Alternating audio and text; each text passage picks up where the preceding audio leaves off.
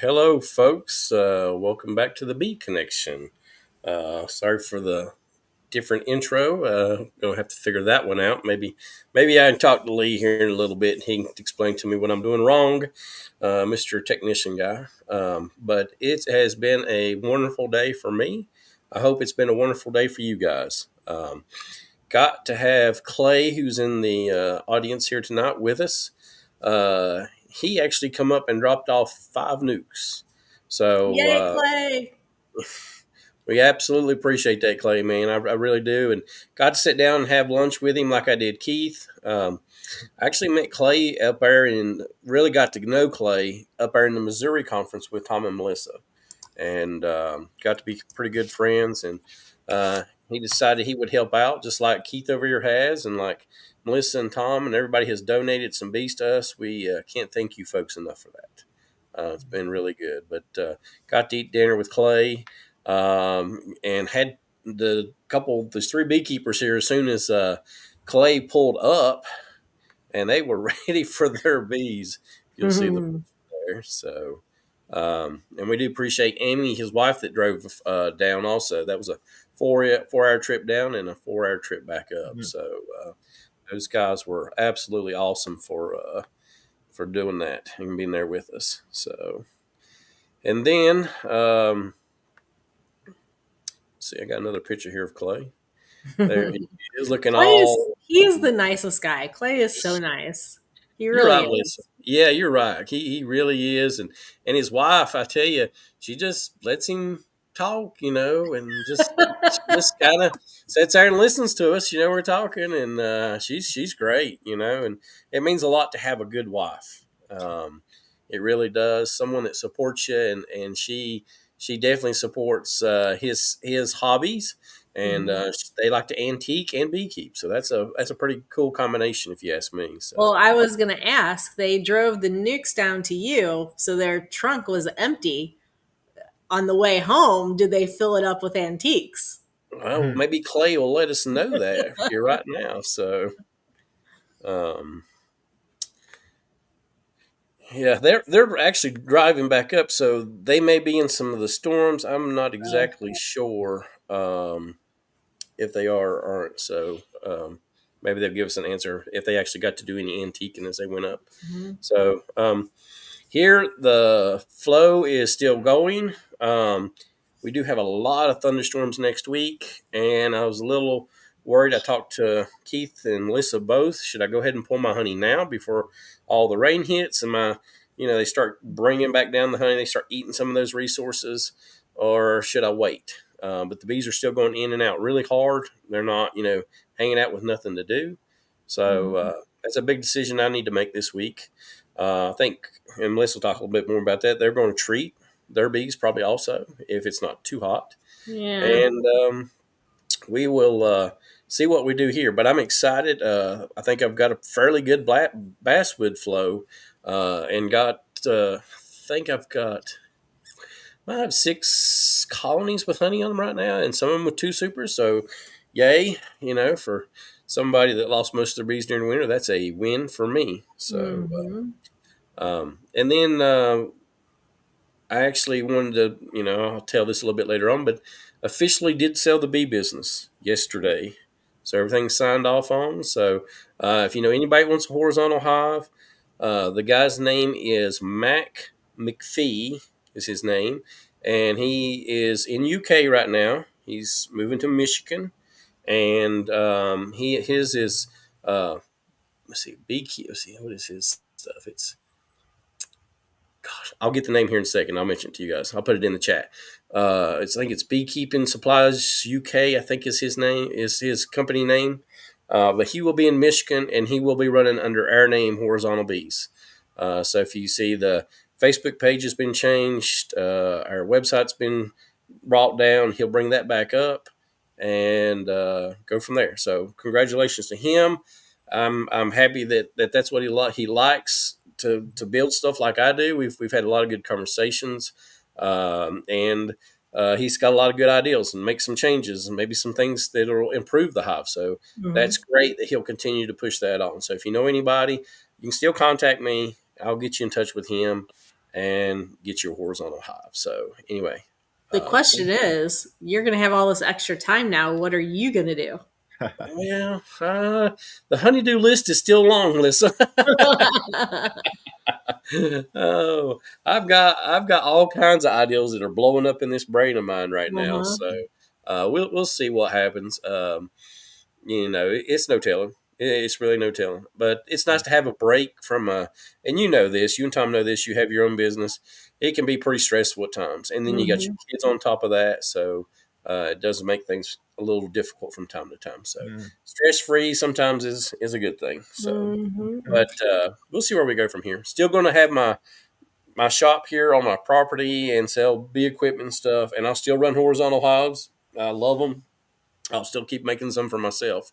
So, but that's where we're at here on my property. So, Keith, what's going on down there where you're at? Well, sweating a lot, uh, going through a lot of t-shirts, sitting in front of my fan chugging Gatorade. Um, when I'm not doing that, I'm out in the bee yard trying to get things set up for a post flow. Flow's pretty much over here. I mean, we've still got some clover and some crepe myrtles blooming, but the big stuff it's all over. So I've already pulled off probably 2/3 of my supers. I think I got one super on every hive right now. I'm taking those off and pulling the excluders, putting some foundation on and some sugar syrup to draw out some comb. So um, yeah, that's kind of what we're up to now. Probably will have to extract a little bit more honey. It surprised me when I started pulling supers. They had put a little bit in them, so enough to where I need to too much to rob out, but not a whole lot. There's probably, I don't know, 150 pounds of honey that Hmm. I'll have to get out. So we'll see. But yeah, no complaints here. It's been a good year, but now comes the bad part of the beekeeping year, where it's nothing. It's just hard work. Yep. So All the cleanup and the yeah, treatments and all that kind of stuff. yeah, and the ladies are getting uh, Start more and getting more cold. not happy, Yep. uh, Yep. getting closer to the dearth and the temperatures, and they're just never glad to see me anymore. It's kind of depressing. So, Melissa, what's going on where you guys are at? And I think you're a little bit in the same scenario that I am right now. So, Yeah, so we haven't pulled any of our supers yet. We actually today just cleaned up the garage because we extracted our garage. So we take everything out of it, completely sanitize the garage, and then only bring the honey equipment back into the garage. Mm. Um, so we're busy doing that today, and Tom was setting up the automatic capper and the clarifier and the extractors and all that, kind of getting the line set up. So we've been busy doing that. And tomorrow morning he wants to start pulling supers. And again, I haven't. I mean, I went out in the bee yard twice with him last week, I think, and that's the first time I'd been in the bee yard since April. Since my surgery and stuff like that. So I have no idea how many supers are out there. I've got I know that he's got these hive stacks so tall because he still has those double screen boards on. So he's got one colony stacked on top of another colony on almost. Uh, so, I mean, there's probably like at least 90 of them out there like that. Mm. mm. So you know, it's going to be a fun day tomorrow. I think he wants to try to get at least 2 yards pulled tomorrow because we actually have to call it a day early because we have Savannah Banana ball tickets are going to be in St. Louis tomorrow. We have tickets for that tomorrow night. So I'm like, we're not going to be able to work all day doing this. We got tickets that I've been trying to get for 2 years now to go see a baseball game. But yeah, we're fitting to sweat a lot Mm. tomorrow, I think. And then we'll finish. Usually we go to church on Sunday, but we got to get this done. And it's going to be like in the mid to upper 90s all next week. So I think if whatever we don't get done, because we can't do anything on Saturday because we're doing the extravaganza for our club on Saturday. So we'll probably pull all day Sunday. And then if we have to, Monday morning also. And then hopefully the moisture content is where it needs to be and we can go straight into extraction.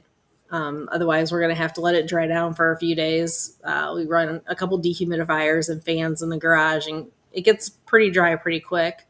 And usually we treat as we're pulling supers. It's just going to be too hot. We're not going to be able to treat. We're going to have to wait a week or two.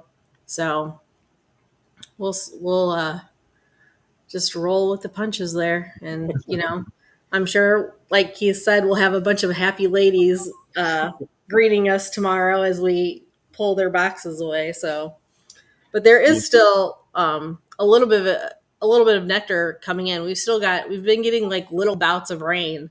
So that clover is still pushing. So they're still bringing some nectar in. I think maybe even sumac might still be just at the tail end a little bit. Mm-hmm. So they're still bringing stuff in. So we might throw some, when we pull the supers off, might throw boxes on there and see if they'll draw us a little bit of comb, before everything completely dries up. So that's one thing I haven't thought about. The bees are not on the clover here, so maybe there's enough flow to go ahead and keep my boxes on. Usually the clover is the last thing they're really looking for, right? So same here. Maybe I need to wait just a little bit longer for mine. I don't know.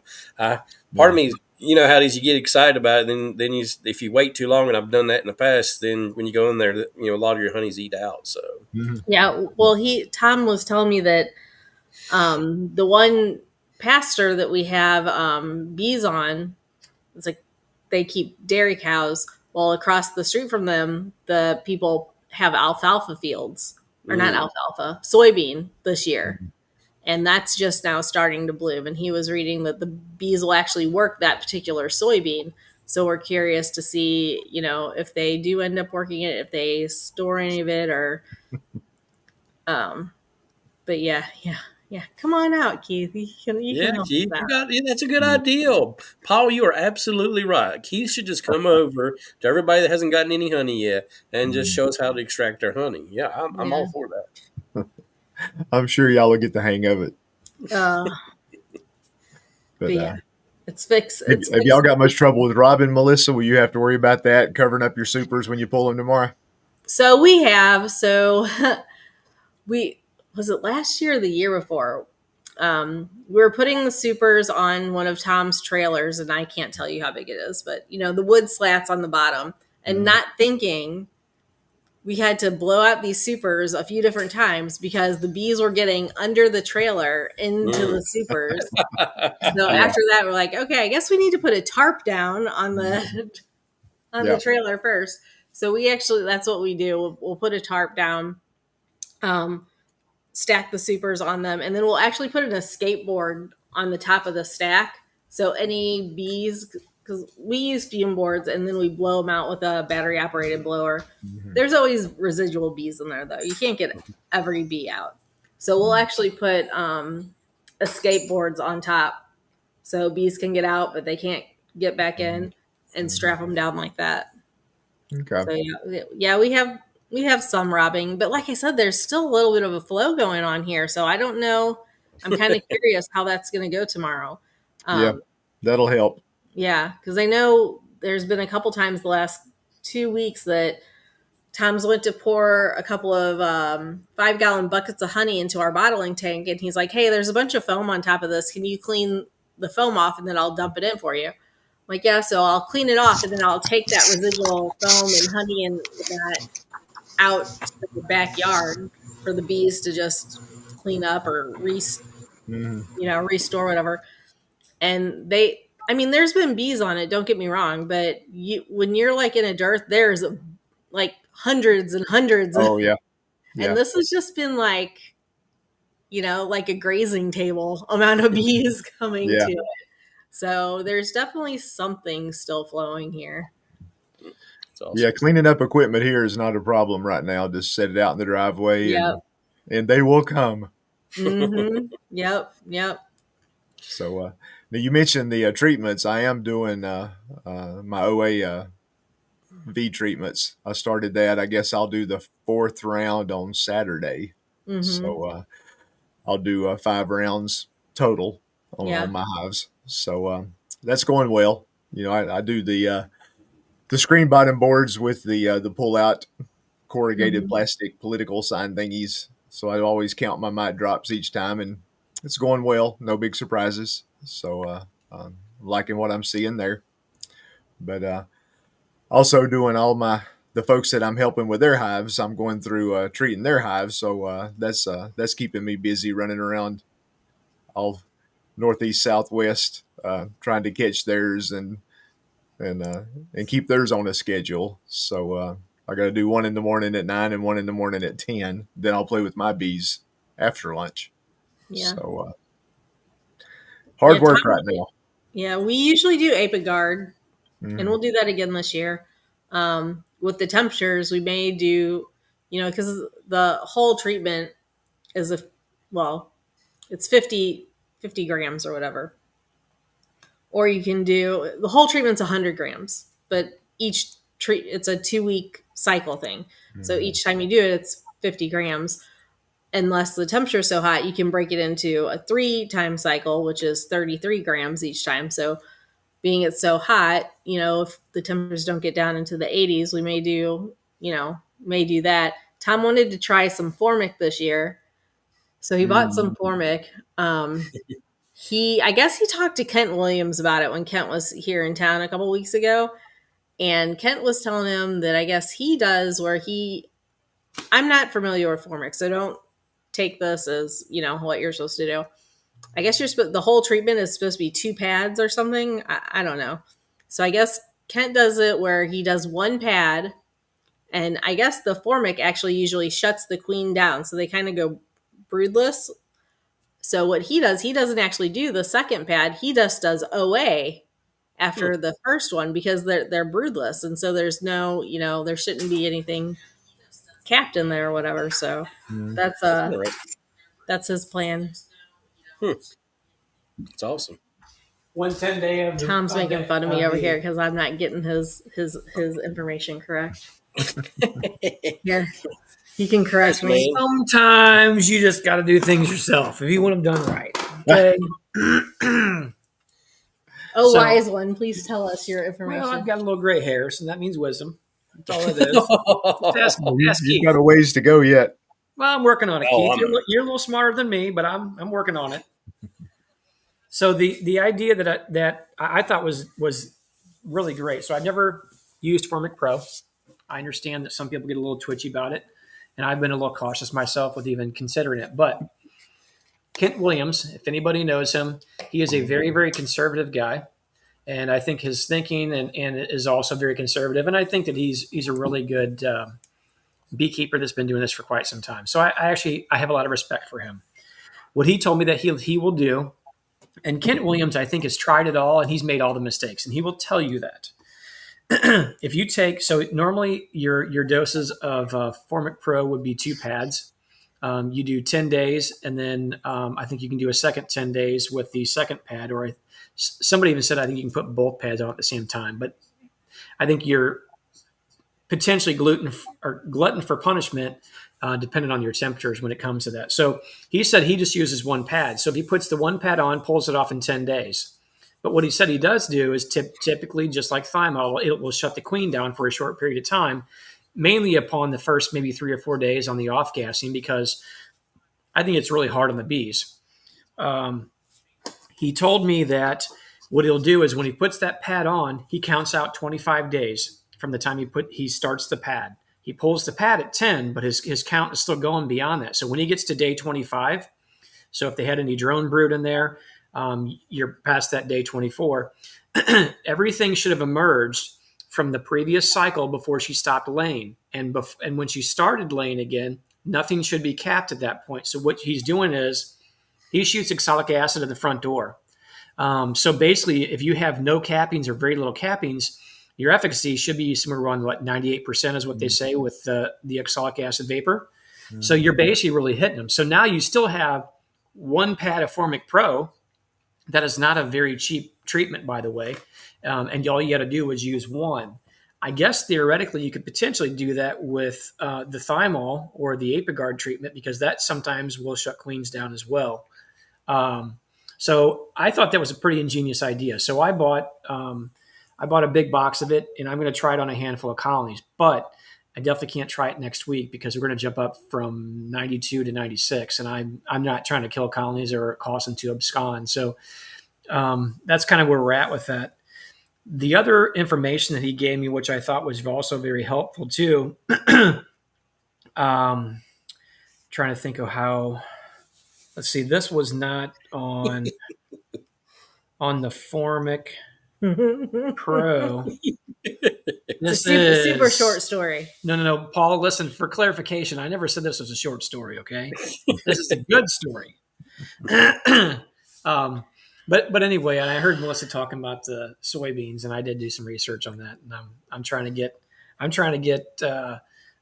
hopefully they'll actually build us a little bit of honey. Go back to Formic. A little bit of honey on that, and then we need to get them on sunflowers too. Oh my gosh! Finish your Formic.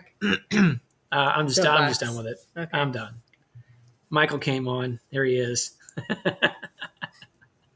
Hey, Michael, you just missed him. Jed was that young man was on. Trying to come on. There he is. There he is. And I know you got him hooked up with some equipment. Yes, he did. Yes, he did. So 21st Bees, man, shout out to you, brother, to helping a new beekeeper out. Jay's having a little bit of a hard time. They have no power. No. You see that he's just sitting in a vehicle right now, trying to get on the stream. I think he wants to tell, 21st Bees, thank you so much for the frames and stuff. There goes off again. But he's really wanting to try to get on and thank you guys for that donation. He's looking forward to that. And I appreciate you helping a young man out that's trying beekeeping. That's awesome. Anybody's willing to help younger beekeepers out, hats off to you, brother. So thank you so much for that. So maybe we'll all get to meet Jay at Nabi this year. That would be awesome. That would be cool. That would be awesome. I would love to see him there. Jamie and Brandy are on here. I haven't seen them in a while. I've seen that. Did you see their sourwood honey? That super clear I don't even honey? want to talk about his honey. his award-winning honey he's got down there. I don't want to talk about it. No. Jamie and Brandy, they have some pretty honey, and that's like one of Tom's favorite ones is their sourwood. Yeah. So I was talking to Clay about that, and he says he has tons of sourwood on his property, and the bees are bringing in all kinds of sourwood honey, but he said the flavor doesn't even taste like sourwood. And Bob Benny talks about having to be at a certain elevation, but he says his sourwood doesn't really have that sourwood flavor. So I think that's pretty interesting that he's noticed that. That's unreal.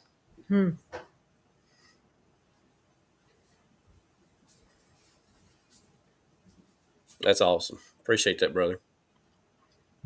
I guess Michael's a good guy. Yeah. I guess he's all right. No, Michael's nice. He's good. If you're a friend with Tom and Melissa, I know that's questionable there. You're questionable. Yeah, I thought I was going to pull some sourwood. I think I mentioned it maybe on the chat that my newest newbie, a lady kind of northwest of here, sold her a couple of 5-frame nukes, three boxes high, and they immediately filled it up with honey and plugged out the brood box. And I looked around, and there were a lot of sourwood trees, and they said they were about 1,200, 1,300 foot where they're at. And I thought, well, dang, they're pulling in some sourwood. Well, I went back up there, I don't know, a week ago. I had put another box of foundation on there, so now they were four boxes high. Now remember, this is all mediums, so it's 4 mediums high, and they had drawn them out and filled those up. So I went ahead and pulled honey. I pulled 8 full frames of honey off of those 2 nukes, and brought it home and extracted it for her. And it was really dark. It wasn't sourwood. She said they had a lot of mimosas in the area. which I'm guessing that's what it is. We have mimosas down here, but there's other stuff going on at the same time. So I don't know that I ever get any maybe as pure as what hers was. Um, I don't know if anybody's an expert on what mimosa honey tastes like, but this was very, I don't know if citrusy is the right word, but it had a different kind of a tang to it. It's really good. But yeah, it wasn't sourwood. It was as dark as my honey is, and I only make dark and darker. I never make I never make any light honey. So anyway, she made a couple of gallons off of those two nukes. So we're going to I'm gonna take that back to her tomorrow and treat her hives, and I'm sure she'll be tickled.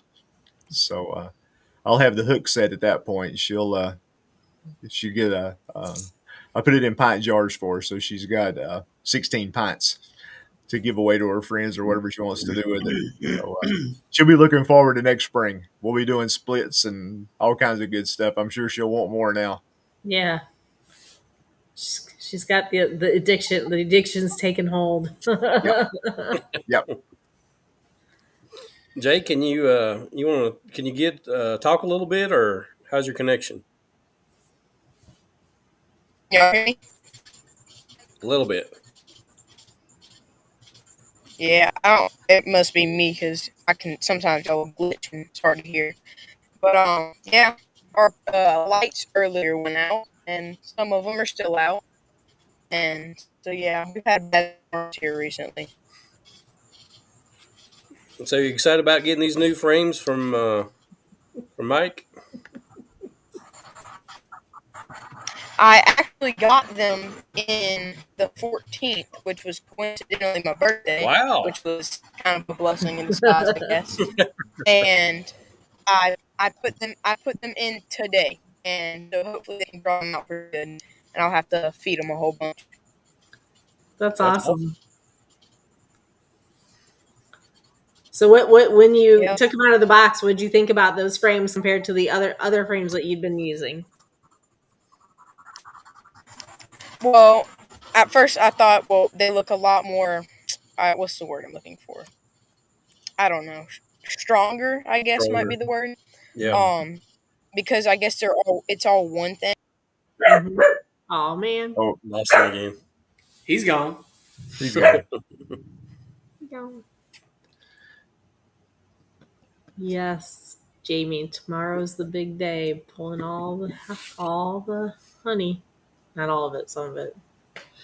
Tom, yeah, I did try that on my wife, and it took twice before she figured out what I said. So, hey, I'm surprised you're still alive. I don't know if y'all have seen the new TikTok thing, but you introduce your wife as, "Hey, this is my current wife." Oh. And there's kind of that, and the guys beside me, one of them had knew what this little thing was, and I said it again, and then I got the bad stare, and she works with me now, so technically she can't hit me, Hey, she'll still get you. Don't worry about that. I'm sure she's listening tonight. It'll come back to get me. I'm sure it will. Just sleep with one eye open. Yeah. Yeah, there's Honeybee Live. He's pulling honey this weekend. So a lot of folks pulling honey. Yes. It's going to be a sticky time across the country. Yes, it is. It is such a mess. Oh my gosh!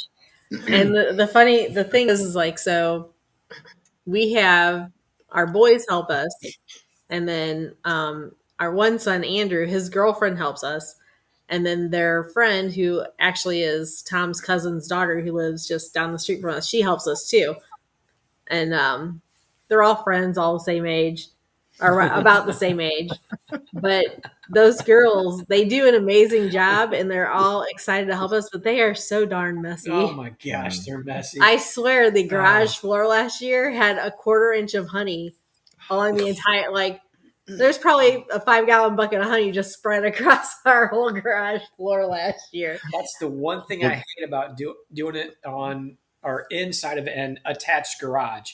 If I had a detached garage with special Ugh. wash areas Mhm. and things like that, or maybe a restroom in that garage would be more ideal. And I'm telling you, at whatever point in time I build a building, it's going to be standalone. I mean, there Mhm. is going to be heat AC in there. There's going to be a bathroom in there. I'm going to have everything in there. That way, people don't have to walk inside my house sticky. Yeah. What are they? The saying is, one drop of honey will like foul you for a mile. Oh my I like gosh, that. I absolutely. So I'm very OCD. If my floor gets sticky in here, it makes me a little bit, Everything a makes little them bit. twitchy. Mm. Yeah. So So what I usually do is there'll be a wet towel on the floor. So the garage walks into the laundry room, which is a tile. So I'll usually put a wet towel on the tile floor.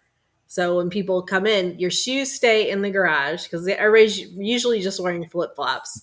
So your shoe or Crocs, they stay in the garage. You come inside, rub your sticky feet on the wet towel, and then if you need to go to the bathroom, go to the bathroom and back out. Yeah, I was going to tell that story that Michelle popped up there. I bottled that honey that I was talking about going to my newbie. I Oh put my those. goodness. I got those 16 pints filled up, and man, I thought I got everything cleaned up good and got the count. I was happy. And then as soon as I get up to shop, she gets home. I get a text. You bottled honey today, didn't you? oh boy, Yeah, Yep. you didn't get it all. Oh oh boy. well. Yeah, honey's pretty amazing. It hangs in there.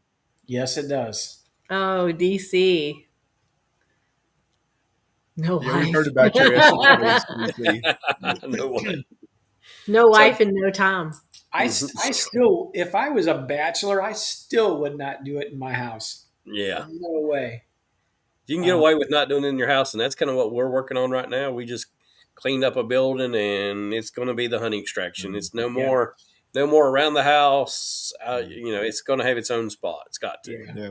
I mean, if I was worried about a lot of dirt and dust floating around, I definitely would not do it in there. But our garage seals up pretty tight, and I really go in there, and I spent most of the day long just cleaning stuff up, and any little Blowing cobwebs here or there, yeah. taking the air gun, blowing things out, blowing dust off of stuff, wiping stuff done, taking it out, hosing stuff down, squeegeeing it out, putting fans in there, and really just trying to clean the space up well. Um, yeah, it just, I don't know.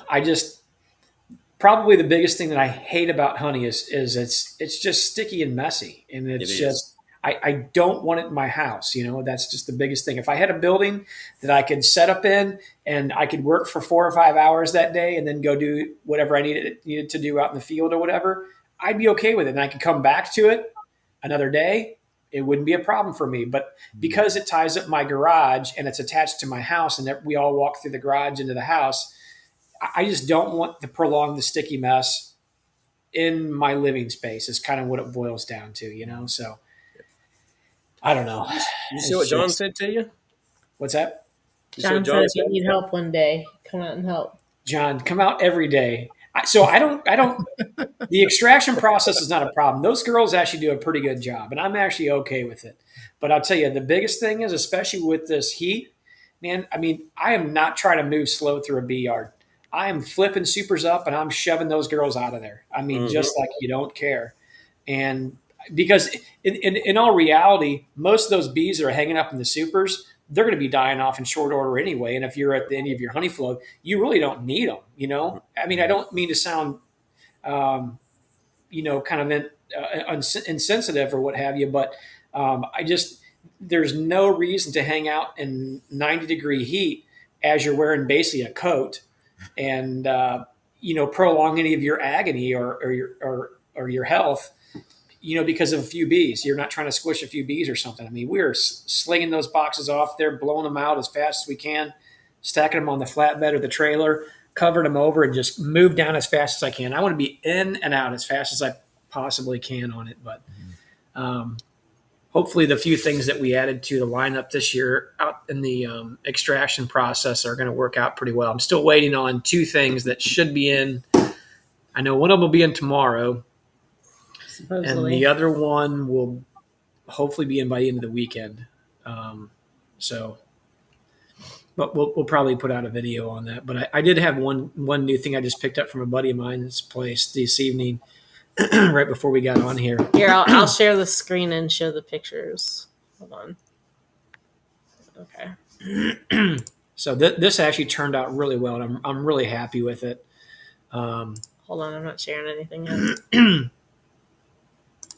I will say, Paul, I had the same problem. I did my honey extraction in my assembly room, and there were some small holes, and we had a little bit of a dirt, and the bees found it and were rolling in there.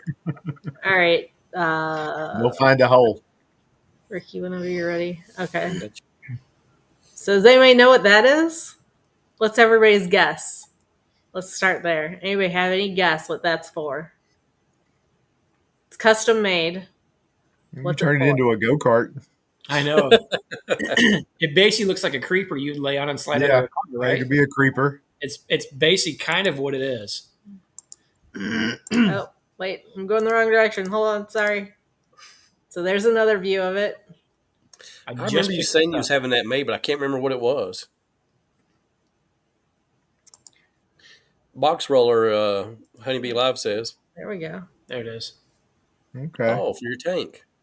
Yeah, so that's for the clarifier actually. So that it only sits like 3/4 of an inch off the floor. I needed it to be very close because if you look at the back side of that picture where that purple thing is at, and we haven't gotten a piece for that yet.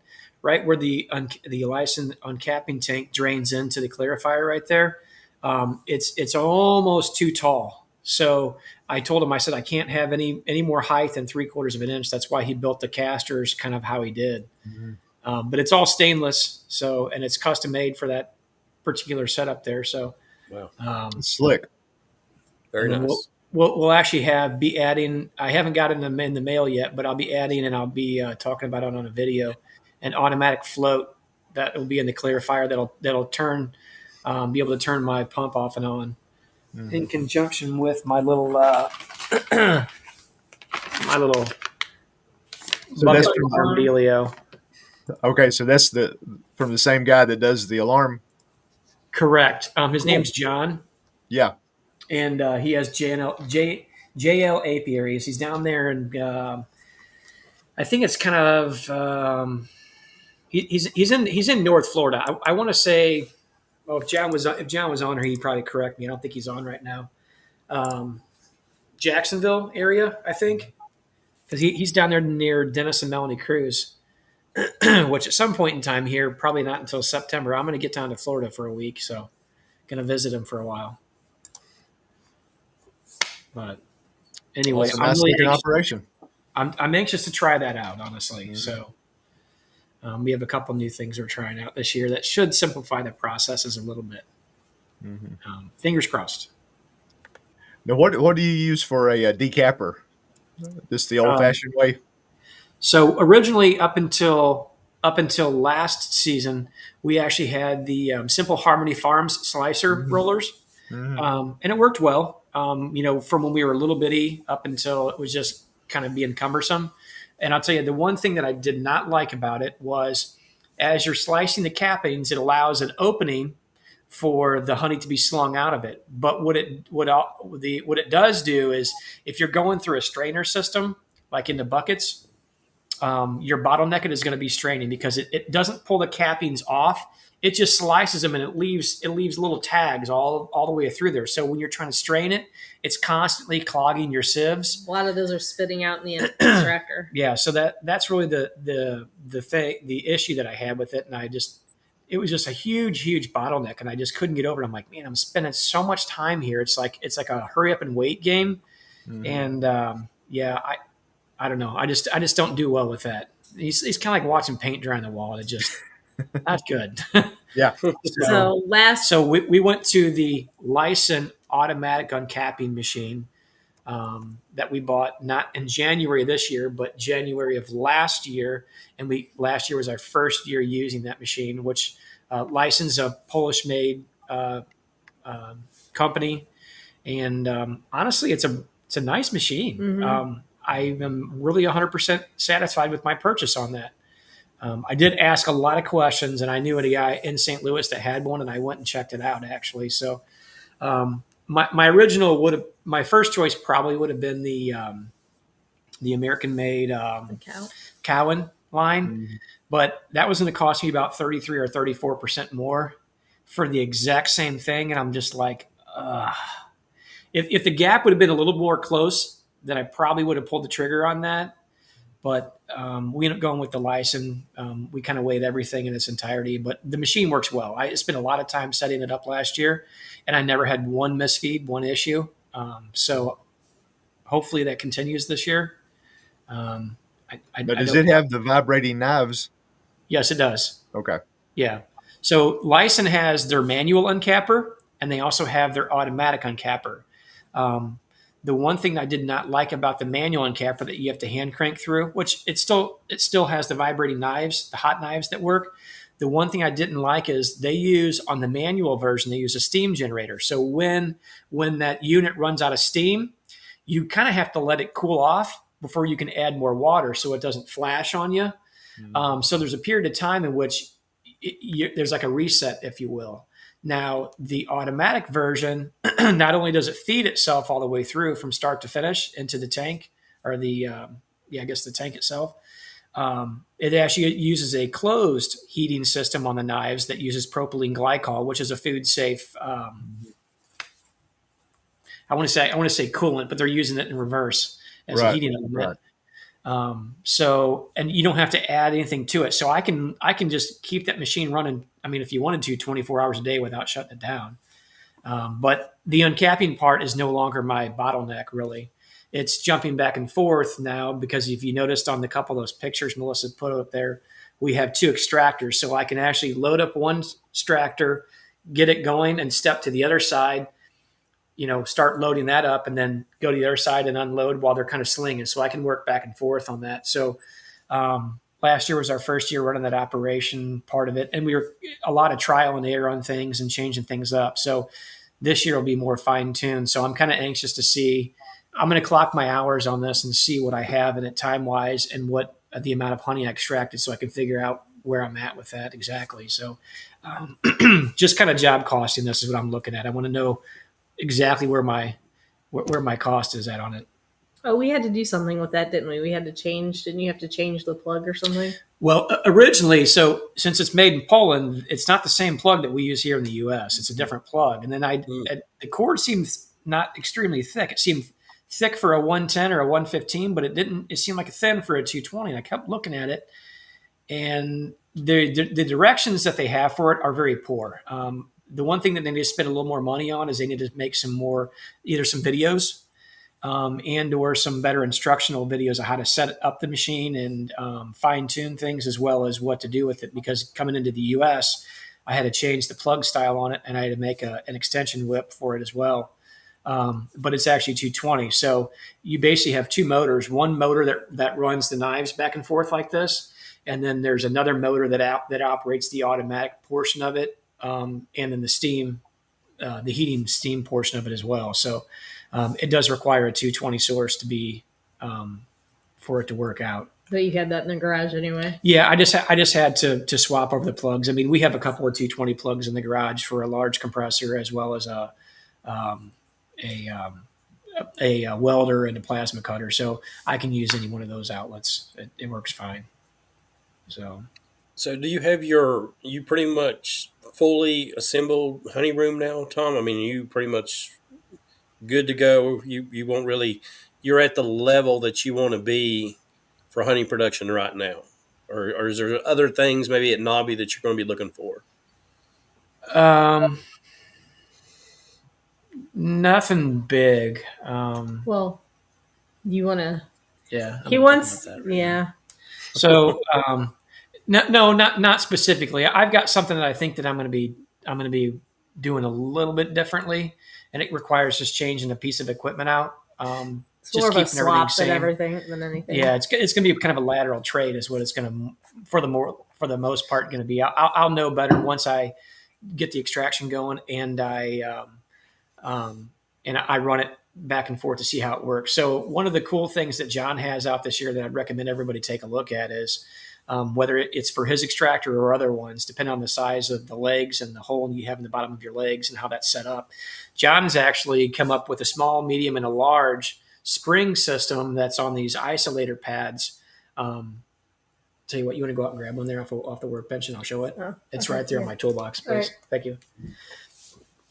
He's got a spring isolator system in it, and at first I'm like, I'm kind of hesitant, didn't know if it'd work, and I've seen a lot of really, really great reviews on it. And I don't think he's had them out more than maybe a month or so, and he had so many of them that he shipped over, and so many sets of it, and they literally just boom flew off the shelf like that. When I had taken a drive up to Hilco, I guess it was last week, to swap out a piece of equipment with John, we end up getting some of these, 2 sets of these isolator feet, and then realized that pretty quickly that they were not the correct ones. So John was very, very quick to jump on and actually make send me out the correct ones. Now I haven't got them, but I should be getting them tomorrow. So just for example, this is kind of what he has. It's just a rubber pad, and it's got a springs that seats down inside there with some kind of a cap. And on the top, you'll have a screw that threads down inside this, basically a nut that's kind of welded onto this cap. So it's a full kind of system that can kind of, isolate on. And he sells them in basically these 3-packs. If you had on his machines, they're all the 3-legged ones, and I'm guessing probably most of them are until you get into the bigger ones. But unfortunately, for the size machines that I'm running, this spring didn't have enough tension, especially once you loaded it up with honey. I mean, it's going to get pretty heavy very quickly. Medium's frame weighing what, Keith? 4.5 pounds or so, I guess, maybe there. Like that. So, I mean, if you load up, you can do the math. You load up, say, 30, 32, 36, whatever your extractor size is. That can give you an idea of the additional weight it'll add. So anyway, he has these feet, and people were actually raving about it. And so anyway, I said, hey, you know what? I'll take a chance on them. So he's got me the correct ones coming. I think just in time, because I'm taking one of our extractors down to an extraction deal that we're doing for our club. So anyway, I can tell you these springs will be going back. I'm shipping these back right away. So if anybody was waiting on these may end up in your hands. I don't know, whatever John decides to do there. But yeah. So anyway, will those work on an 18? John, I actually don't know. It's possible that they will. I don't. My assumption would be probably yes.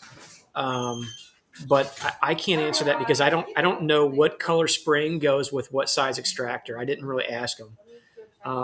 The only thing that I know is that this one here is too small for a 32 or a 36 frame extractor. But beyond that, I honestly can't answer that. I don't know. I mean, it's a fairly stout spring, but again, when you add these extractors up with a lot of honey, they become very heavy very quickly. So, I just don't know that answer. But anyway, we're looking forward to those couple of additions in there to help simplify the process. Is what I'm trying to do. I'm just spending money to save time. So yeah, that'll be nice because it's so hard to get the extractor exactly balanced. It is. I mean, you'll hit it every now and then, and it's just amazing. But most of the time, it's not. Yeah, I actually work really hard whenever I'm loading them. You're feeling the weight of the frames, and if I know I'm getting down to it, if all the boxes are the same when you're first going and you're finishing up a run, then you kind of are piecemealing some in. Then I'll try to, lighter frames across from each other, heavier frames across from each other, but you're never going to get spot on. So, when you start ramping that centrifuge up to a higher RPM, you'll definitely see where where it's unweighted.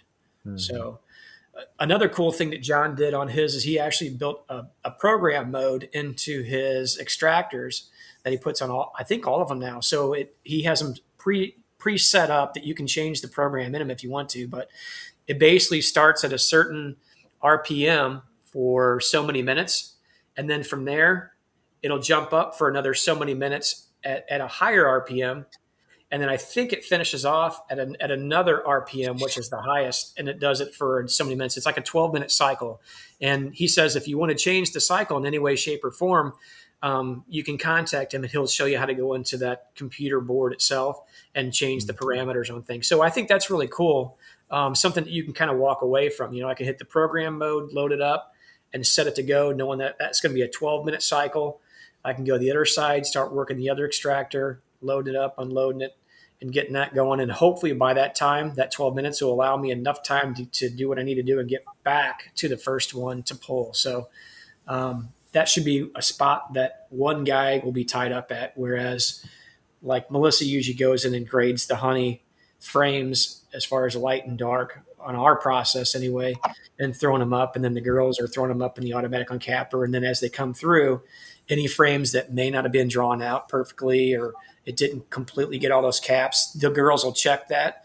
And I also have them at the same time scraping off burr comb off the top, the bottom, and also the sidebar. So basically when they're done handling it, they handle it one time. When they're done handling it, I put in the extractor. When I'm done, I throw it back in the box and on a dolly with a big tray, and then we push it off to the side. So we basically don't have to handle those anymore. It's very assembly line. Well, it kind of is. And that was kind of my goal in which that we set it up, But yeah. Works good. Yep. Those few honey boxes didn't take you that long. I don't know how many honey boxes I have out there now, but I think it's probably DC. I think it's probably. Yeah, I was telling him I have no clue how many supers we even have out there because I didn't do any of it this year. I pretty much used them all. I want to say probably 175 maybe. Now, I'm not going to say all of them are full because I know when I look back at some of them, after the things trickled off, they may not have filled them. So I'm going to have some that are going to be empty. He's back. What's up, Jay? The lights are on. That's a good thing. Can you hear us, Jay? I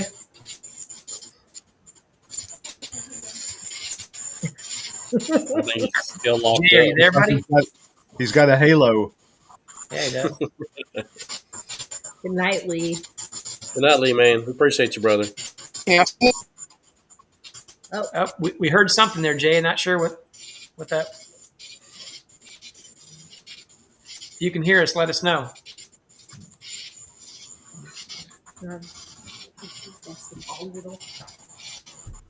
He's been trying all night to get on, so.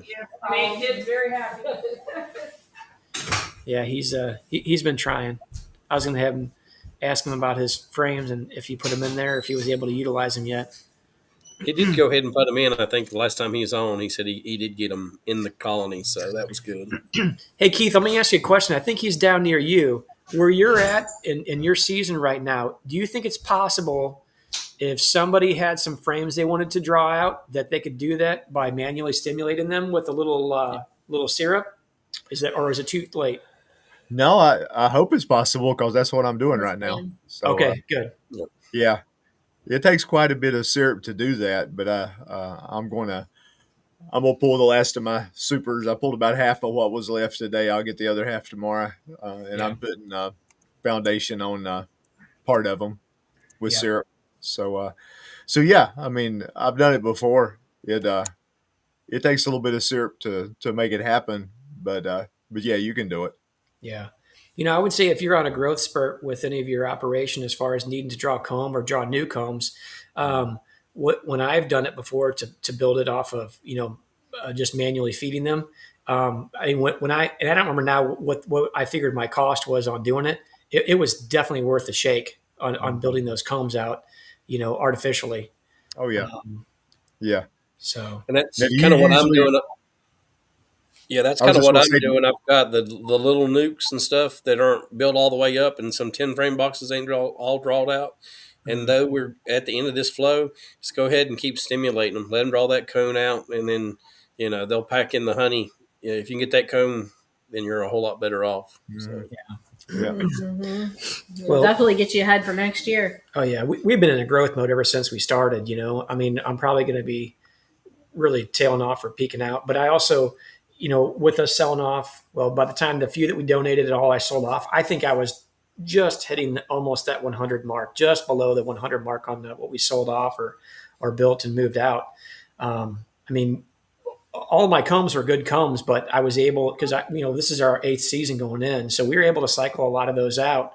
You just don't realize, man, it's like quickly, if you just think about it, 5 frames for 100 nukes, that's 500 combs you had to build. I mean, imagine what you could have done if your sole purpose was honey production, how much more honey that you could have had without building 500 combs. And actually we built a lot more than that, because we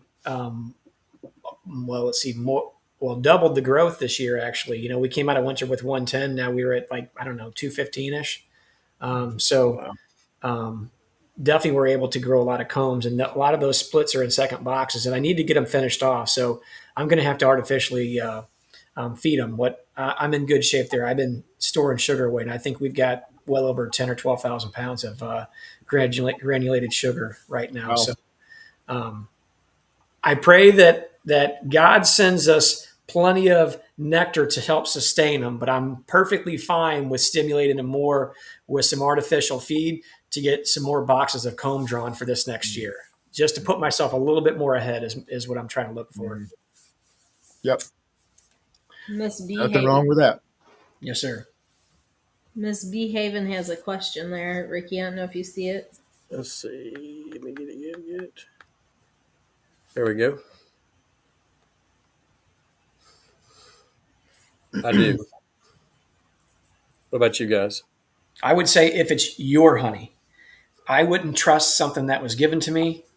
You can carry disease within that honey. So if it's yours and you know that the colonies were healthy, I don't see an issue with it. We've actually got two or three.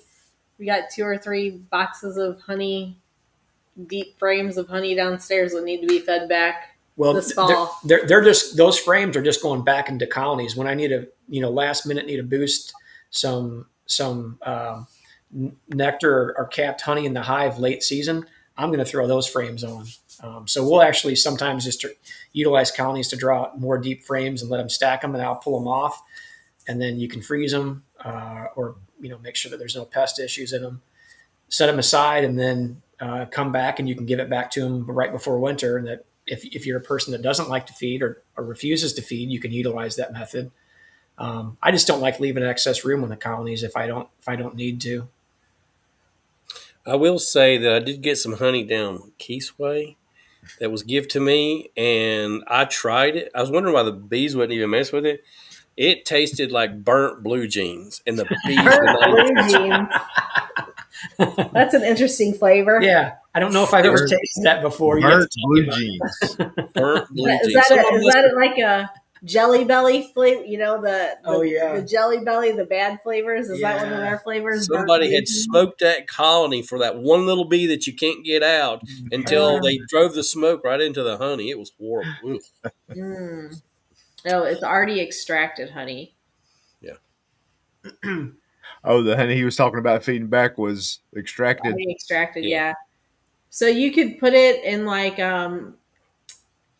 the Boardman feeder, but put it inside the hive. Like I wouldn't leave it outside the hive. Put it inside the hive with like a box on top of it or something like that. You could feed it back like that. Otherwise, feeding back honey is kind of tricky because they'll drown in it. You really have to, if you're going to feed, I don't know how much of it you have that's extracted, but if I was going to feed it back, if I wanted to feed it back to a hive and it's extracted, I'd probably use a Boardman feeder inside the hive though. With some holes in it. Yeah. I guess I would just have this question, and there's no judgment here when I ask it, but I would just ask, why wouldn't you take that and either consume that yourself or sell it and then buy some sugar and then make syrup up and go that route? I mean, so I'll just give you, for example, I mean, even at a high price, you'll pay 75 cents a pound for granulated sugar, and you can mix it up as a 1-to-1 ratio. So roughly that would get you about a gallon of sugar syrup, I guess. No, they get you more than that. Yes, the Boardman feeder is the mason jar feeder. And then, I mean, depending on where you're at, I mean, we sell it for $12 a pound. So, I mean, for me, the math is easy. But again, there's no judgment. I'm just offering just a different solution. That's all. Yeah. Yeah, I've seen some people post about wanting to know how they can add water to honey and feed that back. Like they want to thin it down. But man, that's going to ferment so quick. Yeah. You put a little Probably bit of should. water in some honey. That's how the cavemen discovered mead. Yeah. Just a little bit of water, and you've got a beverage. So it might not taste very good, but you've got a beverage. Yeah. I would think too, depending, like Keith, you're saying, depending on how much moisture you add to it during the heat, that heat will cause that fermentation to happen quickly. Yeah. I mean, probably short of a week or so. So if you were going to feed it back, I think I would just feed it back as thick as you could, but where the bees can't actually get to it other than their proboscis, to minimize any, like Melissa said, drowning or issues with that. And definitely feed within the hive. Don't feed outside the hive. I saw that question that Redfish had if I caught any swarms on the Johnny House swarm box, and yes, I did. I think I caught at least 2 there. One of them was the biggest swarm I'd ever caught. It was humongous. I was amazed how many bees were in that box. So yeah, the Johnny House swarm box was very successful.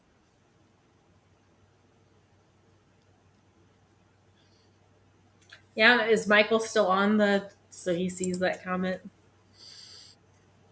I don't know if Michael's still He on. may have went ahead and went off. Sometimes he bounces in and out. Here, keep that comment up for a minute, Ricky. Yeah, got it. Go ahead. Move it. I'm going to do this.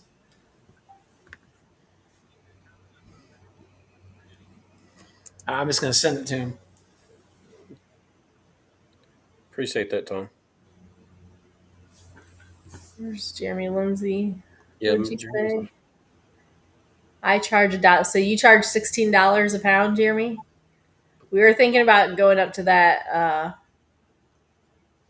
We charge $16 on our glass mute, but in our plastic squeeze we charge $12. We're thinking about raising it to $14 next year. Oh, listening in the background. Okay. Is that for plastic, Jeremy, or is that glass? I guess that's my next question.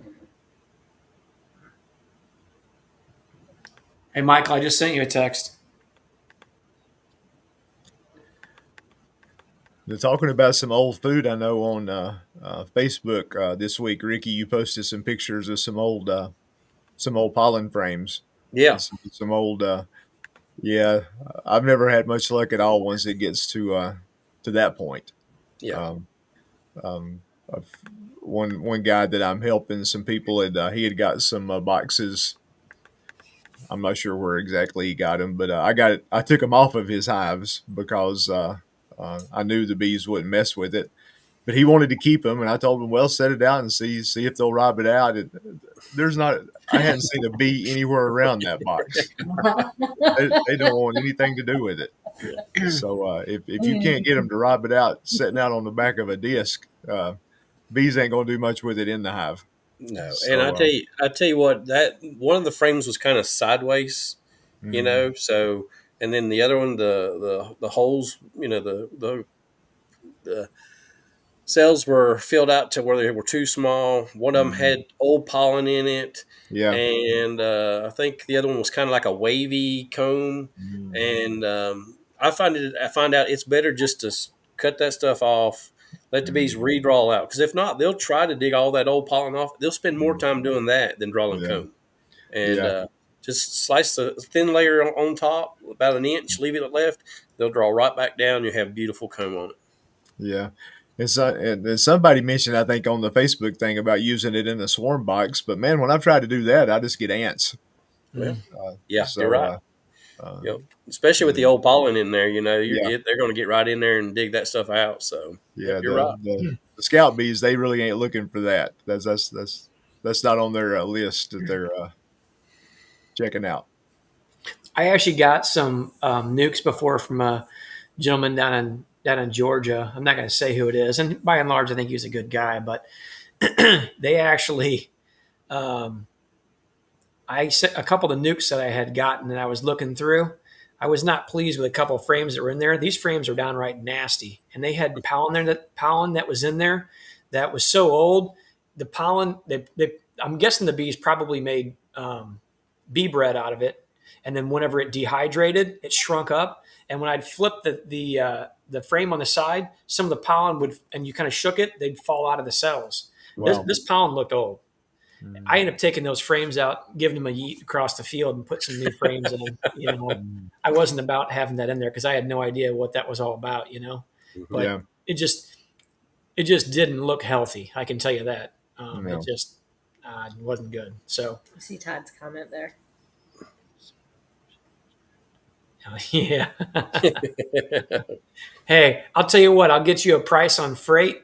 You send me the money, and I'll drop it in, and I'll send you a confirmation. He was teasing me earlier. Yeah. I will say sometimes as they're digging that old pollen out, they'll get diarrhea. I have seen it. As first beekeeper, I put in an old frame and say, hey, they'll clean this out. It'll be okay. And they were cleaning it out, but next thing you know, it had diarrhea all over the front of the hive. So be very careful with that also. Yeah. Yep. Yeah, I'm not sure how long that protein will stabilize for. When they turn it into bee bread, it's actually fermented at that point. Right. So I don't know. Boy, I'm not sure how the chemistry works in that. Keith, you have any idea there? No. But, we just, we all just know that when it gets to that point, it's just useless. Yeah. And when you see the bees taking starting up space. That's right. See the bees starting to cap it over, it's not good no more. They're saying, hey, it's not good. So yeah, I would say if you had too much of that, you'd probably get rid of that frame. Just go out in the hive, shake the bees off us, and give it a toss into the weeds and move on. Yeah. a lot of people say comb is gold and they want to keep all them old frames. But, it's good to cycle those frames out, and especially those that look like the ones I posted. They were really bad. So yeah. I've actually noticed before. I'm sorry, Keith, go ahead. No, I was just saying when they get coal black, that's they've served their purpose. Yes, That's they have. Retire them. When you take your finger on that frame and you push it in, and your finger bounces back, just get rid of it. There's barely any wax in it. There's probably more cocoon and more issues in that comb than it's even worth. And I really think that it'll actually hold a good colony back. Yeah, having too much of that in there. Well, some of that stuff, it won't even melt. I had some old comb that I was going to run through my solar wax melter, and man, I couldn't get it to melt. It just smile at me and get hot. It's like there's no wax left. It's just cocoon. It's just dirt, and stuff. I've had that before too. I'm like, why isn't this melting? I'm I thought there's nothing in there to melt. I thought my glass was. I didn't know what it was. I had a hole in it, but I just finally just threw it out through the woods and put some good stuff in it, and it melted just in a matter of minutes. So that stuff. There's no wax there. It's just like I said. I don't know. It's dirt. Yeah. Hey DC, we don't litter. We throw it into a burn pile and just make it make smoke out of it. So here's an interesting thing. We actually I think it was last year, we got a call at the EMBA, the Eastern Missouri Beekeepers Association. And there's somebody that was, a gentleman had called the club, and his dad passed away. He was a beekeeper for 40 years or something like that. And what ended up happening was he had all these old combs and hive parts sitting back in the woods, and we pieced together a few of them. We ended up taking I took a whole flatbed full of comb and boxes and trash, and we took it out to my buddy's house, and there was a little bit of honey that was left in it that was capped over, that was stabilized. We threw it in a burn pile. There was bees all over the place coming in and actually robbing it out. And after they finished robbing it out, a couple days later, we just set fire to it and then burned the whole caboodle. Wait a look who minute. it is. It's Jerry Irwin here. And they're eating, and I'm pretty sure they're in St. Louis, and we're not invited. I'm feeling a little bit offended right now. Looks like a steakhouse. Is that Outback or is Texas that Roadhouse. Texas Roadhouse? I'm feeling a little offended. That's Texas Roadhouse, isn't it, Irwin? Hey, You're muted, Matt. Matt, you're muted.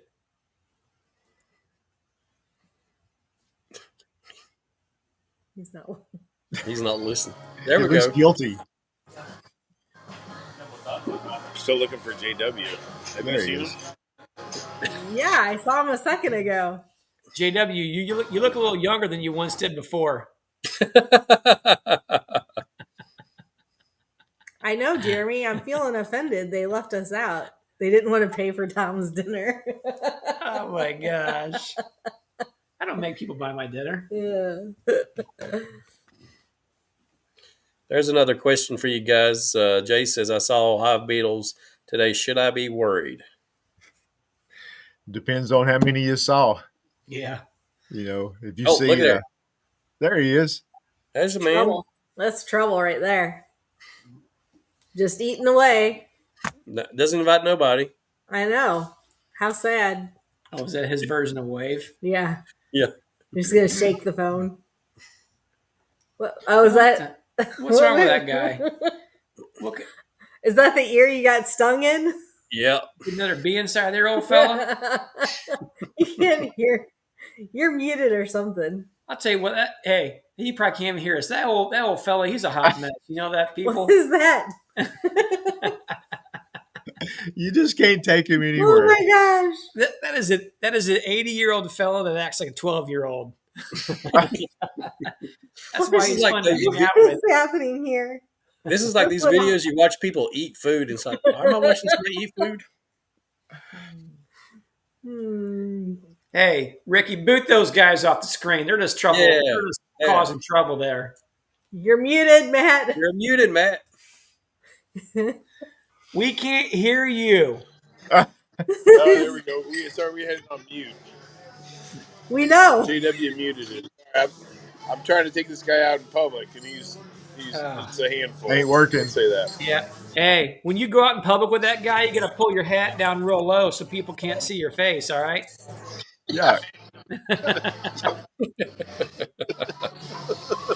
It's probably a good idea. Where are you guys You know, at? the Texas Roadhouse? Texas You're Roadhouse. at Texas Roadhouse, right? Yeah, well, it's pretty loud in here, but just trying to take JW out for a steak for helping me coming over to help extract and get caught up. So it's Beekeepers helping Beekeepers, so we're having a blast. And he just passed me the phone saying he logged in, so I was just popping on. So How much did you guys get? How much did you guys get done today? I can tell you in about 3 hours of JW being here, I did about as much as I got done in almost a day and a half.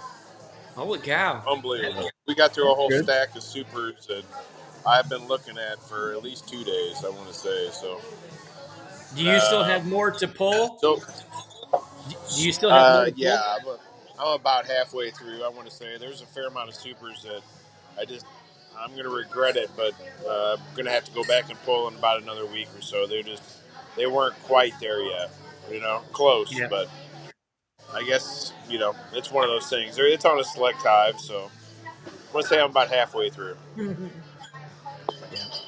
Good deal, man. Glad to hear it. When are you pulling? Are you guys pulling tomorrow? Yeah, tomorrow morning. I actually didn't schedule any landscaping work for tomorrow, and me, Melissa, and the boys are going to go out, and we're going to hit it really hot and heavy. Nice. Good deal. Emphasis on the hot. Yes. And yeah. heavy. It's better this week than next week. We got mid-90s next week. Yeah. It's going to be torture next week. So far, so good. We got JW fed up here. He'll probably go back to the house and pass out with Boz. Uh-oh.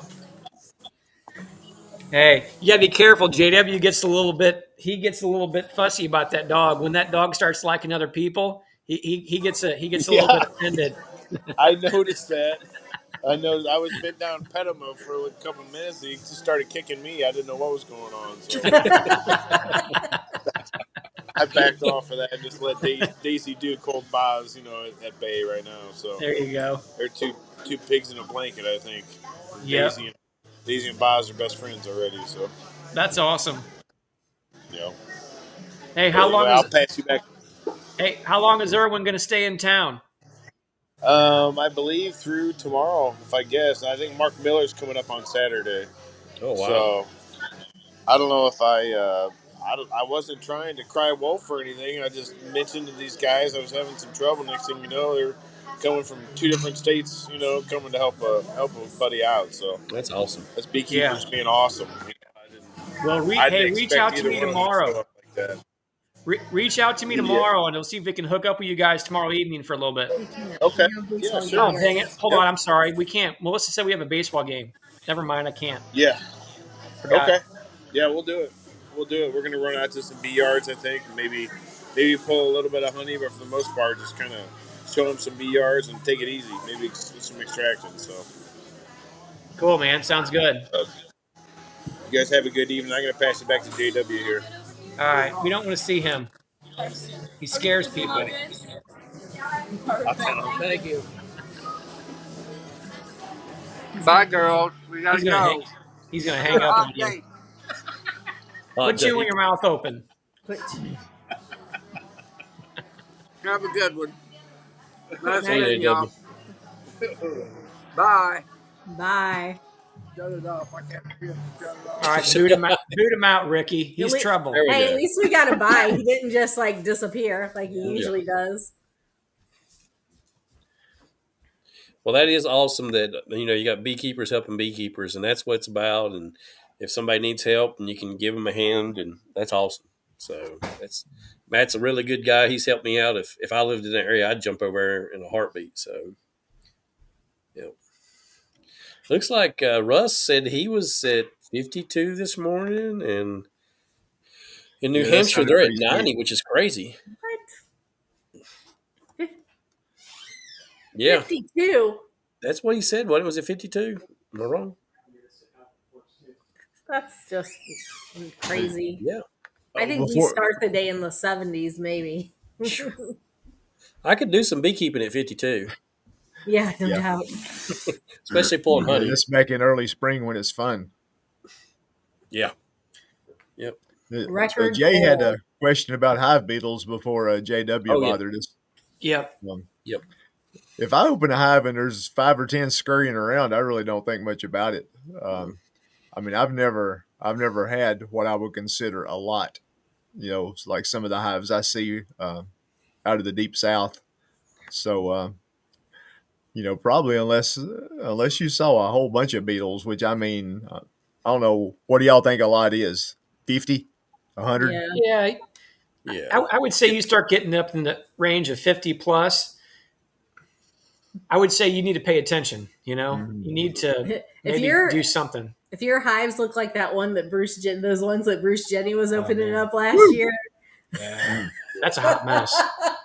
Well, That's something- Gunline's had some terrible ones. Oh man. yeah. He's had Yeah. a few. Yep. Yeah, he There's has. But yeah, thousands of beetles. If you're just seeing like 10, 15, I wouldn't be concerned about that. Especially really. if when you lift the cover open, they're already gelled in the little Yeah. spots. Yeah. You're pretty much okay. If they're running around everywhere's in there and you've got, like they say, 30 to 50, I'd be concerned at that point. Yeah, pay attention to those outside frames or those protein frames where all the pollen's at. If they're hanging out there and there's not enough bee population to patrol it, shrink that colony down and stuff them in a smaller box. Yep. And then freeze those other frames until they get corrected. Then if they start to build numbers back up again a little bit and get, because that'll cause a lot of stress on a colony and it causes it to hold them back. If you have more bees than they're trying to patrol the pests than they are doing the work inside the colony, it's going to start to set them back. So if you can get it to where it gets right side up, then you can get them back into a bigger box. I think it's better to shrink them back down and get them healthy and reduce the stress in it and then slowly get them back out to a bigger box. Gary says it right there. Keep a strong, healthy colony, and you don't have to worry about those beetles. Yep. Keep them in check. Yeah, for sure. Yeah, most of the time they've got them nice and corralled up on the inner cover until you open the box. And then you turn them all loose and the bees look at you like, well, thank you. I appreciate it. Yeah. We've been working all day to. Yeah. It's like, great. Somebody just ripped the roof off. Awesome. They've had a bee there the whole entire time. They stay there, Yeah. stay there, stay Yeah. there. I love to watch listen, them do come that. on. Yeah, It's like they're playing basketball and the bees are guarding the beetles. That's a good looking label. But I haven't. I've seen a lot fewer beetles this year than I had last year. I don't know why. I mean, I've treated with grub X around my hives for a couple of seasons now. I do think that has helped me, but definitely a big change from last year. Just not seeing hardly any.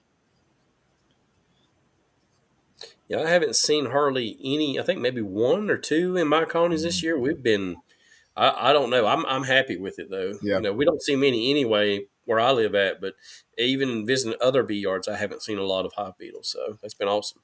Yeah. Yeah. My newbie, the lady I was talking about, we opened her hive and they had 5 or 10 corralled up in the corner of the top of the inner cover. She's like, "Oh my goodness, what do we do?" I said, "Yeah, squish them. That's what you Yeah.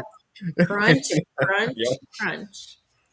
You What have you noticed? Less hive beetles this year? Or? Yeah, I haven't noticed a whole lot, honestly.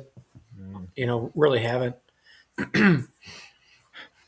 Did y'all happen to catch the stream that was on this evening from From Richard? Noel Yeah, over in France? I saw Yeah. some of it. I About the was trophy kind of mites? I was kind of when I was cleaning the garage, so it was kind of Mhm. in between. I saw some of it. I didn't get to watch the whole thing. It was kind of interesting. Yeah. Yeah, there was some good information there. They can keep that all over there. Yeah. Yeah, she was pretty gloom and doom, Yeah, the researcher. But it looks like they know there's some treatments that work. that's So good. so we'll see. We'll see. There's something else to worry about when it happens. I'm sure we'll figure out how to deal with it. Well, hopefully we can learn from from our neighbors across the big ponds that are having to deal with it. Yeah. I know that's really cool that Ramsey's been really studying that for the last number of years. Oh, yeah. Overseas in the Asian countries and other, trying to get a handle on that. I think that people really understand and realize that with the intercommerce we have amongst countries, everything comes on shipping containers back and forth, back and forth. It's probably not a matter of if you're going to get them, but it's a matter of when it'll happen. And then from there, how do you control it? Because at first, I'm sure they'll try to burn colonies and do things like that. But, it's just going to be something that it's going to hit like a wildfire, once I think it starts, unfortunately.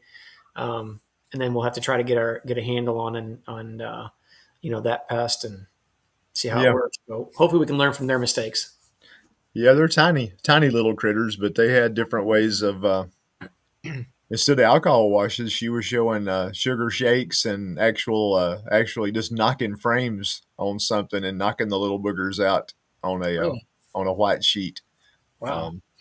So I'll see if I can post it. It was Zach. It was on Richard Noel's yeah, channel. it was on Richard's. He did a live. Yeah, if you just Yeah, go to I'll Richard see. Noel's channel, you'll be able to look at it from there. I'll see if it'll let me share it. The one other thing I noticed too, Keith, about the tropolalaps there was that they are very fast, very, very quick. Very fast. And I think they can actually jump. Yeah, they're So that's concerning. Wow. yeah. She had some video that had the Varroa and the trophy mites in the same video, and oh yeah, there was no comparison. The Varroa mite's a lot bigger, but it's so much slower. Those little ones are just running around everywhere. So big difference. It's not letting me post Yeah, it. that's interesting, Todd. 3 days without a host or a brood, I guess. That's Yeah, that that's seemed got to to be be Achilles' heel. Yeah, that's a big deal in treating them a brood break.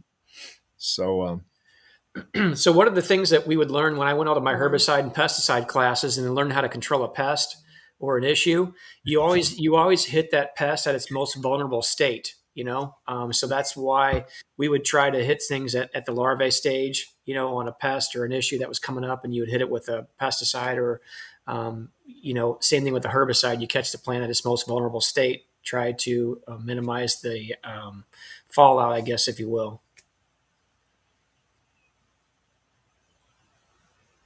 yeah, DC was in the chat today. Cayman popped in. Mm-hmm. So I think Brian was in there. Flower Street was yeah, in there. yeah, Brian was there. Melanie Cruz was in there for a Melanie. little bit. Yep. Oh, wow. Well, I was still working. You're here watching videos. It was actually when you left to go pick up the clarifier. Oh, That's when I was watching. again, still working. You're watching videos. I see. No. No, Well, what, I'm wrong there? Yes. Oh, Correct. okay. My bad. It was important information. She was gaining knowledge. Hey, she can gain knowledge when the work's done, Keith.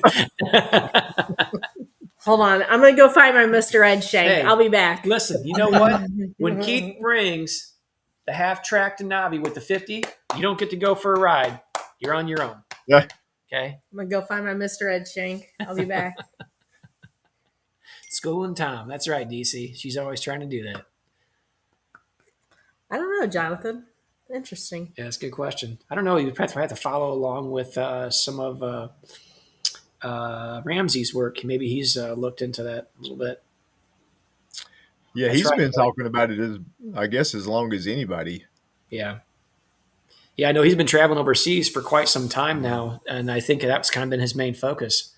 I think we're really Yep. lucky to have a guy like him. He's very intelligent individual, and I think when he first came on the scene, there was a couple things that he talked about. I think with the Varroa mite that wasn't a popular opinion, but ended up being correct. So I think after that, he really kind of took off. His career really set in place and kicked in Yeah. high gear. So one thing when she was talking about it with the difference between Varroa, besides, that's it. Yeah. I tried to Besides get the posted, but I couldn't get it. I'll send it to you on Facebook Messenger, and then you could copy and paste it. Okay. Yeah, do that. Sorry about that. You probably watched it more than I did, Keith, so correct me if I'm wrong, is when the trophy mites, they do the same thing. They go into the cell and get in there under the cappings.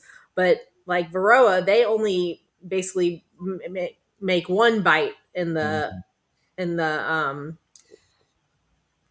larva, whatever, where the tropies, they make multiple different bites. Yep. And they multiply more. So they lay more eggs. So Yep. that's like the biggest. Yeah. Yeah, if you don't do something, they're going to get away from you a lot quicker than a Varroa might. They're going to they multiply faster. Oh yeah. Yeah. But yeah, they it's harder on the bees because they like you say, they bite it in multiple places. Each little critter makes several holes. So yeah. Oh yeah, Brian said that he got it. had a talk or something to give tonight. Hey Brian, drive Brian. safe. Yeah, how did your talk go, Brian? I know you said you were talking about different products from a beehive.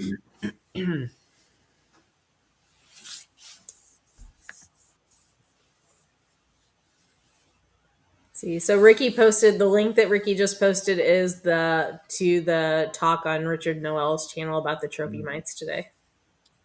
Richard's got a good channel. Man, he's really got a nice honey house. Good Lord. Yeah, he does. It's like the Taj Mahal of honey houses. Got the upper mezzanine and wow, very cool, very cool. But yeah, he had a lot of good information on the hornet deal. Thankfully we hadn't had to really deal with that a whole lot yet. Yeah. But yeah, I enjoy his channel. Good talk, small group. So sometimes those are the best. Yeah. Heated floors. Yeah. Yeah, he did a good job of that build out of that building. He really maximized the efficiency of everything inside that space. That was definitely well thought out. It was very well thought out. And It was interesting too, all the hoops he had to jump through, the French inspection process and the yeah. So Roy, they actually talked about that because there's trophy in parts of Russia now. Isn't that what she said? Because they're not sure how they're surviving the winter. Wow. Yeah, I mean they're big in Ukraine. They're in some places that have pretty tough winters. Huh.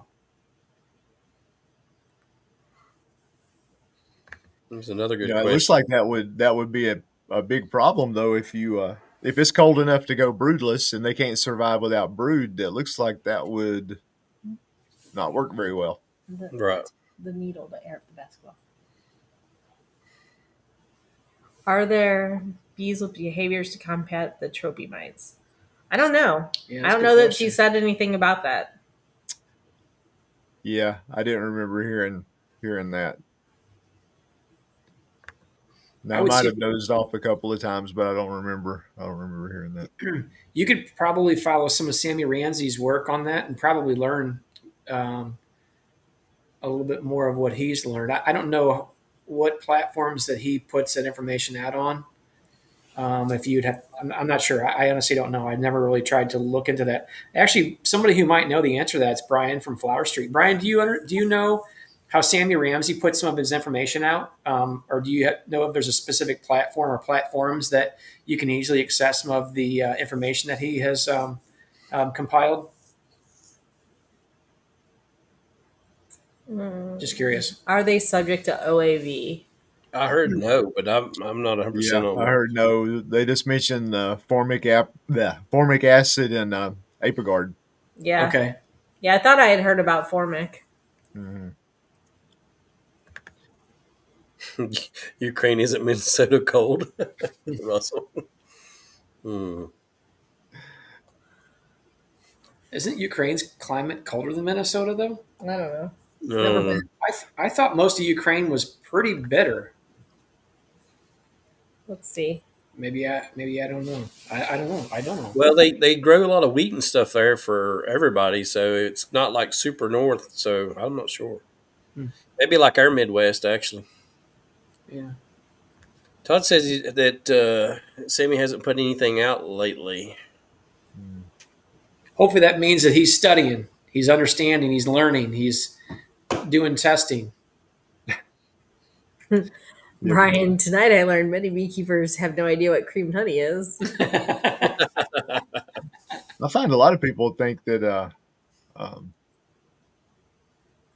lost my word.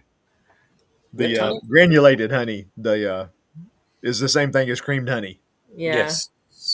You know, Yes. and it's two different things. What I hear is, hey, somebody put sugar on top of their hive, and now they've got Yeah. crystal, which is Yeah. actually the cream honey. You wouldn't have trouble with that if you didn't put sugar on them.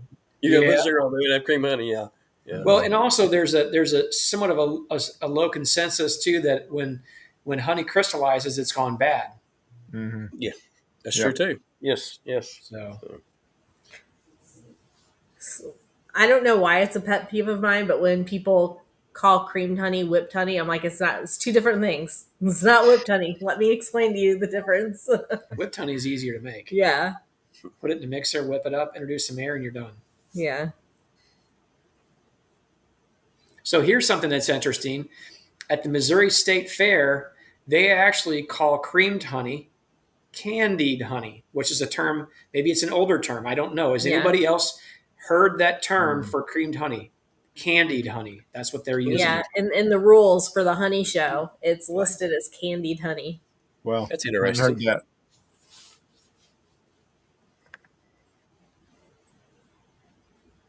Yeah. That may be an old term, a really old term. Maybe. That's what I was kind of wondering. It sounds kind of like an old term, if you will, So I don't know. That's the first we heard. Melissa actually didn't enter that category because she had no idea what candied honey was, and we were kind of coming down to the wire. So she honestly could have entered and probably would have won because some of the creamed honey that we tried that had won there. Not trying to be mean, but it wasn't that great. It was very, very coarse on your tongue. So Ask JW. He's been around for ages. Yeah. We'll do that the next time we get him on here. Brian, no, I don't think that's an appropriate comment. We don't know what those crystals are doing. Most of the kids have already went to bed, so no kidding. This is a family-friendly event, my friend. Todd. Todd, only in Colorado. yeah. It must be some of that hillbilly stuff going on. That's why Brian sells so much creamed honey. That's how he's marketing it. Hey, whoa, Jeremy. No. Jeremy, Yeah. you get that word out of your mouth, buddy. We had nothing to do with that guy. Oh, my word. Whoa. I was going to shut this thing down, but this is getting This thing crazy. is going south. I know. I'm starting to sweat. I tell you. Ooh. Gee whiz, no kidding. Brian, you're making me blush now. I don't know what to Yeah. do. He says his voice my to wife's not text. Well, what were you talking about, Brian? Yeah. I need to So, revisit this creamed honey thing. Yeah. Todd, I need to market my stuff. Don't ask, don't tell. hey, Todd, if you come back to Missouri, you can market it differently. Just saying. Just ask Jeremy up there. Not sure how that go over at the farmer's market.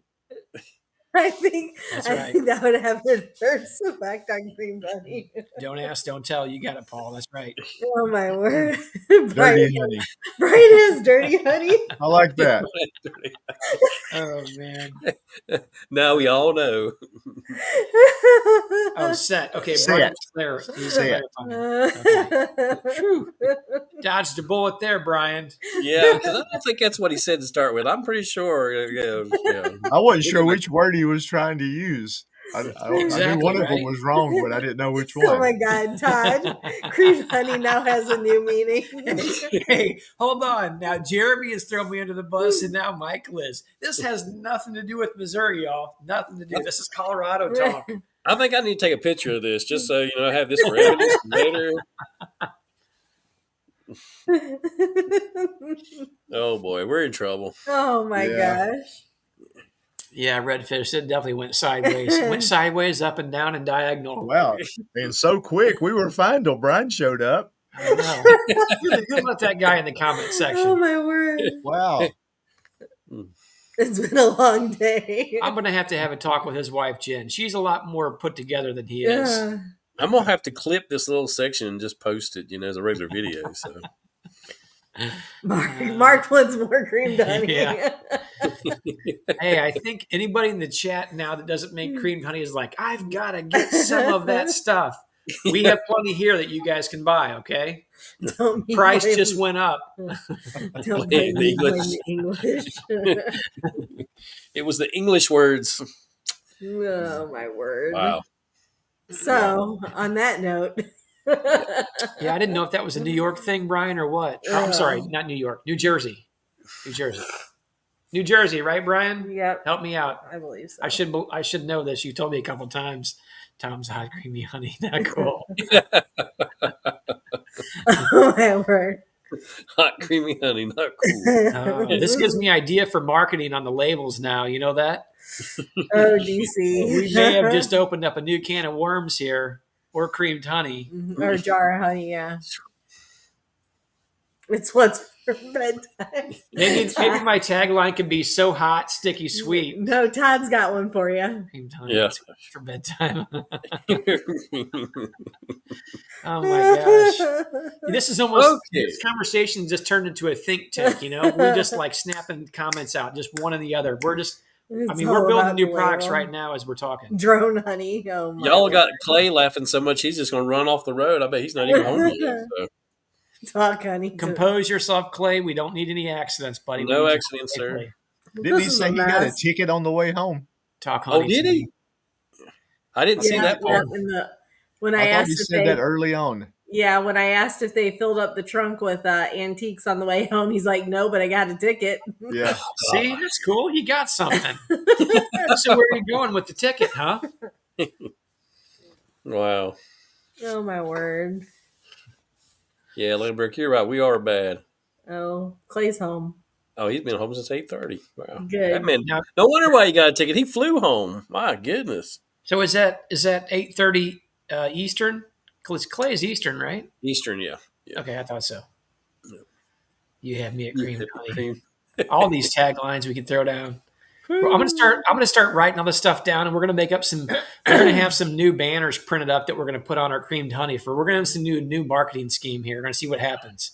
We're gonna do a trial run on it. My wife's going to come home and wash my mouth out with soap. I can already tell. Make sure it's honey flavored. Yeah. Make sure it's got some creamed honey in it. Yeah, man. Oh my word! This is a All lot. right, folks, we're going to call it there. Got a good laugh at the end. Come back, next Thursday. No telling where we'll start this conversation at. Brian, we appreciate your comment. Clay, man, you're awesome. Thanks for coming down and being with us. Mike, thank you for giving those frames to Jay. I appreciate that also.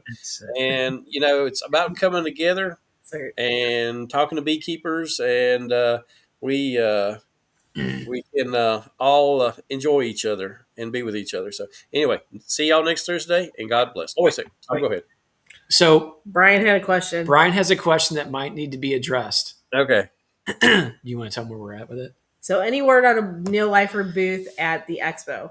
Not yet. Tom will need to talk to Chris about it because they just opened up the vendor booth stuff. So the thing is, those booths are like 425 or 475 for a 10 by 10. So if we would have to pay for that space. So if people are interested, I could send out a poll or something and see if people are interested in doing that and donating to it. And we could maybe, after we talk to Chris or whatever, see if that's a possibility. As far as Yeah, DC. I think he did. Bill from Shenandoah Bee Supply did say that. right, yeah.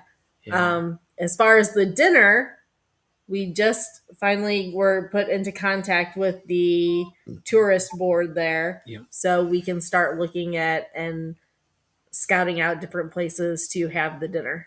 So we're working on it, but no information to pass along just yet. Well, there's one that we might be able to do in cahoots with. So if anybody knows, oh my gosh, Matthew with Comfort Pro, he actually has this Beaks and Brews that he does on Thursday evenings, and he rented a space last year. And the last couple of years, I went and helped him set up during the day, before the event space and stuff like that. It was a good time. The space that he used last year was about a 10 to 15 minute drive from the exposition center. And it was actually pretty cost effective. And I reached out to him saying, hey, I'm just curious, what if we did something here? So basically, the short answer of that is potentially we could go do something with him. Like if we do ours on Wednesday night, he does his on Thursday. We put it underneath one name. Now we'd have to pay our portion of it. And I don't remember the exact number, but I think for 3 hours plus I think they allowed you a little bit of setup and cleanup time. So it'd be like a 4-hour max deal there. I want to say the cost was going to be about $700. Now we'd have to supply all of our own food. Like this venue space, we can bring food to that space. Okay. So here's the thought. If we could get enough money together, and I think that people would probably donate to it to cover the cost of the event space, I'm happy to write the check, but I'm not covering the check.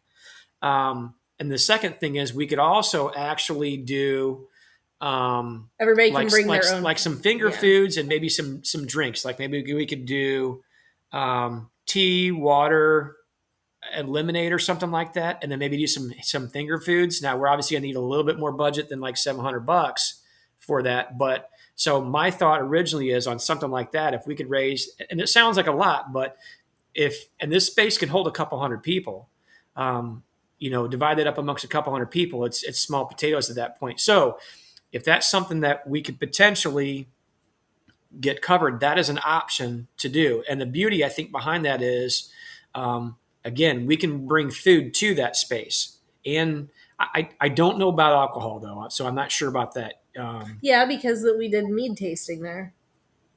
Oh, yeah, I guess so. I guess there's no rules against that. I'd have to talk with Matthew a little bit further in detail, but it was going to save a little bit by us going together on it. So he'd have it one night, we'd have it another night, and we don't have to have a cleanup fee in between, basically. So that saves a little bit of time.